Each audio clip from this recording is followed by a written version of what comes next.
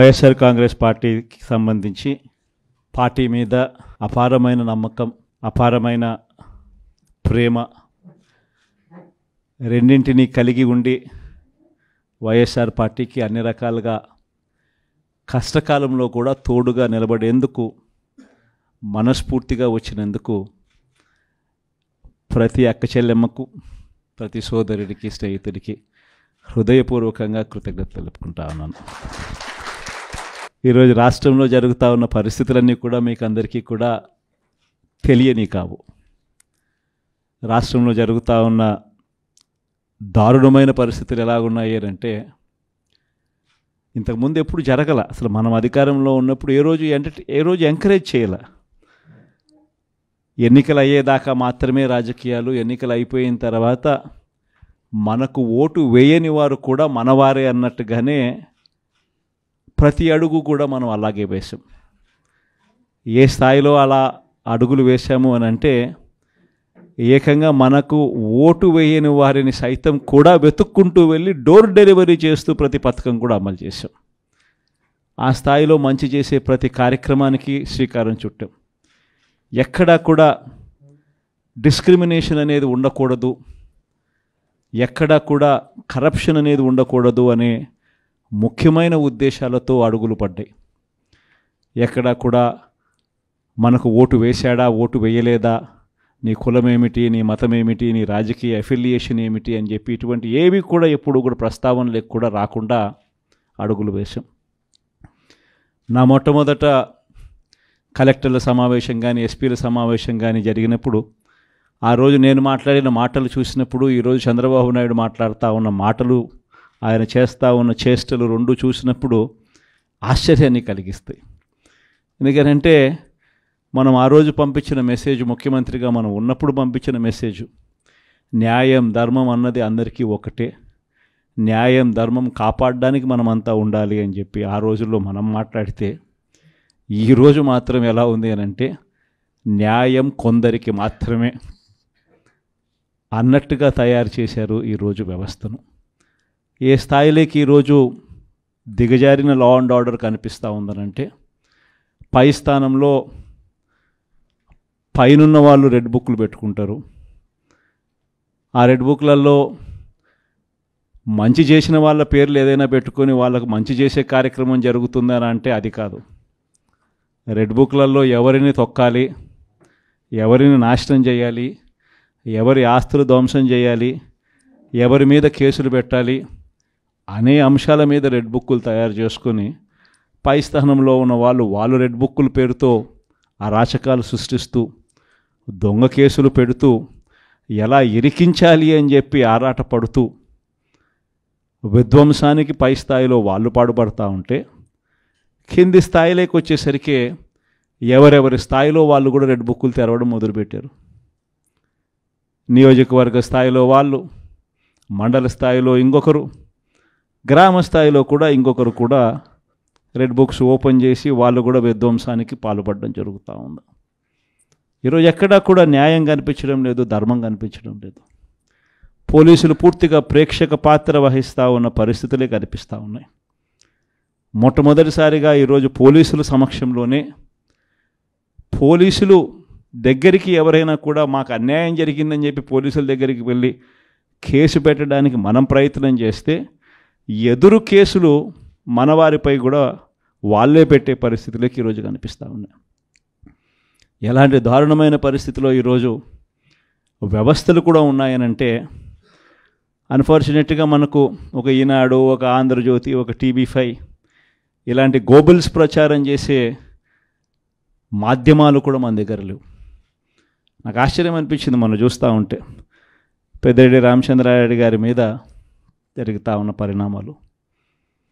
అసలు ఎక్కడో పేపర్లు ఏదో కాలిపోయాయి అంటే ఏదో ఆఫీస్లో, అధికారంలోకి వచ్చిన తర్వాత 2 నెలల తర్వాత ఏదైనా ఆఫీస్లో పేపర్లు కాలిపోతే, లేకపోతే ఏదైనా కారణం చేత ఆ పేపర్లు కాలిపోతే, ఆ పేపర్లో కాలిపోయిన దానికి రామచంద్రారెడ్డికి ఏం సంబంధం? ఎవరు అధికారంలో ఉన్నారు, ఎవరి గవర్నమెంట్లో ఉన్నారు?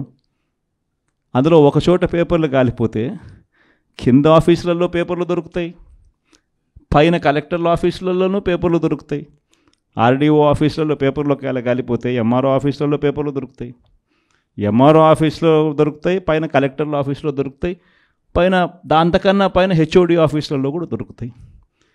ప్రతిదీ కూడా డిజిటైజ్డ్ అయిపోయిన పరిస్థితులు కనిపిస్తూ ఉన్నప్పుడు హార్డ్ డిస్క్లు లేవా, సర్వర్లలో ఉండవా? వీళ్ళే ఏదో చేస్తారు, దొంగ కేసు మళ్ళీ వాళ్ళ మీద పెట్టి మన వాళ్ళకి అంటించే కార్యక్రమం చేస్తూ ఉన్నారు.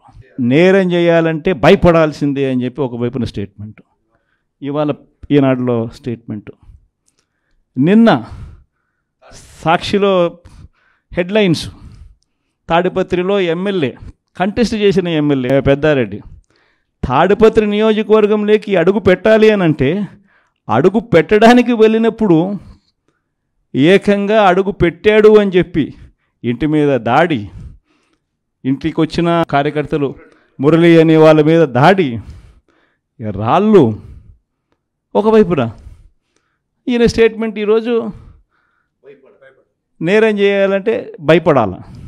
మరి ఒకవైపున కాంట్రడిక్షన్, ఒకవైపున భయాందోళన ఆయన క్రియేట్ చేస్తూ ఉన్నాడు, మరోవైపున స్టేట్మెంట్లు ఆపోజిట్గా ప్రజలను మభ్యపెట్టే స్టేట్మెంట్ను మళ్ళీ ఈనాడు క్యారీ చేస్తుంది. అంటే పద్ధతి ప్రకారం భయాందోళన క్రియేట్ చేయడం, పద్ధతి ప్రకారం ఈనాడు, ఆంధ్రజ్యోతి, టీవీ5, చంద్రబాబు నాయుడు వీళ్ళంతా కలిసి మళ్ళీ ఏమి జరగనట్టుగా మళ్ళీ వీళ్ళు రివర్స్ కథనాలు మళ్ళీ రాయించడం, ఇవి జరుగుతూ ఉన్నాయి. ఇలాంటి పరిస్థితుల్లో నిజంగా ప్రతి కార్యకర్తకు కూడా, ప్రతి నియోజకవర్గంలో కూడా ఈరోజు మీ అవసరం చాలా ఉంది. ఎందుకనంటే కోర్టుల దృష్టికి, న్యాయస్థానాల దృష్టికైనా కూడా ఏదైనా మనం తీసుకొని పోవాలి అని అంటే ఇనిషియేటింగ్ ఎక్కడో ఒకసారి జరగాలి. కాబట్టి మీ అందరితో కూడా నేను ఒకటి చెప్తా ఉన్నా, మీరు చేయబోయే పాత్ర చాలా అవసరం.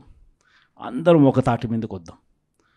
ఒక తాటి మీదకి వచ్చి అందరం గట్టిగా యుద్ధం చేస్తేనే ఈ తెలుగుదేశం పార్టీ చేస్తూ ఉన్న అన్యాయాలను ఎత్తి చూపగలుగుతాం. వీళ్ళు చేస్తూ ఉన్న ప్రజా వ్యతిరేక పాలనను మనం ప్రజల్లోకి గట్టిగా తీసుకుని పోగలుగుతాం. ప్రతి నియోజకవర్గంలోనూ కూడా మనం మన కార్యకర్తలకు అండగా ఉండే కార్యక్రమం జరగాలి. సో డిస్ట్రిక్ట్ లీగల్ సెల్స్ అనేటివి స్ట్రాంగ్ కావాలి, డిస్ట్రిక్ట్ లీగల్ సెల్స్ అనేటివి స్ట్రెంగ్తన్ కావాలి. స్ట్రెంగ్తన్ అయితేనే మనం మన ప్రతి కార్యకర్తకు అండగా నిలబడగలుగుతాం. జిల్లాను ఒక యూనిట్గా తీసుకొని ఆ జిల్లాలో లీగల్ సెల్ ఎలా ఉంది, ప్రతి కార్యకర్తకు ప్రతి నియోజకవర్గంలోనూ ఈ లీగల్ సెల్ అందుబాటులో ఉండడము ఒక ఆస్పెక్టు, రెండో ఆస్పెక్టు తోడుగా ఉండడము. ఈ రెండు జరుగుతున్నాయా లేదా అన్న వాటి మీద ధ్యాస పెట్టాలి. లాయర్ల డెవలప్మెంట్కి సంబంధించి, వెల్ఫేర్కి సంబంధించి ఎప్పుడు జరగని విధంగా వైఎస్ఆర్సీపీ ప్రభుత్వంలో మాత్రమే పట్టించుకున్నాం. మనం వచ్చిన తర్వాతనే మొట్టమొదటిసారిగా 100 కోట్ల రూపాయలతో కార్పస్ ఫండ్ ఏర్పాటు చేసింది ఒక వైఎస్ఆర్సీపీ ప్రభుత్వం వచ్చిన తర్వాతనే. అంతకుముందు ఎవరూ కూడా లాయర్ల గురించి మాట్లాడారే తప్ప లాయర్ల వెల్ఫేర్ గురించి పట్టించుకున్న పార్టీ ఇంతకుముందు గతంలో ఏదీ లేదు. ఒక్క వైఎస్ఆర్ కాంగ్రెస్ పార్టీ మాత్రమే పట్టించుకుంది. 100 కోట్ల కార్పస్ ఫండ్ క్రియేట్ చేశాం.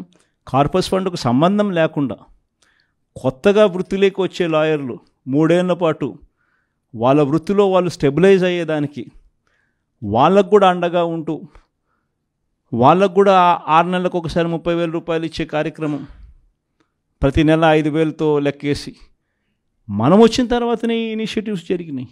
ఇంతకుముందు ఎప్పుడూ జరగల. మనం కూడా యంగ్ పార్టీయే, మనం కూడా లీడర్ దగ్గర నుంచి మీ వరకు కూడా అందరు కూడా యంగ్స్టర్సే. మనం కూడా ఇంకా ఎదగాల్సింది చాలా ఉంది. కొన్ని ఇంకా సంస్కరణలు, ఇంకా కొంచెం రిఫార్మ్స్, కొన్ని ఇంకా మంచి పాఠాలు ఎక్కడైనా కూడా మనం నేర్చుకోవాల్సినట్టు ఏదైనా ఉంటే కూడా తీసుకుని అవి కూడా మనం అలవాటు చేసుకొని ఇవన్నీ కూడా మార్పులు చేసుకుంటూ ఇంకా కొంత మనం ఆర్గనైజేషన్ మీద ఫోకస్ పెట్టి ఇంకా కొంత దగ్గరగా వెళ్ళే కార్యక్రమం చేద్దాం. ప్రజలకు, నాయకులకు, జిల్లాలో ఉన్న ప్రజలకు, జిల్లాలో ఉన్న నాయకులకు, జిల్లాలో ఆర్గనైజేషన్ పెరిగేట్టుగా అడుగులు వేయాల్సిన అవసరం ఉంది.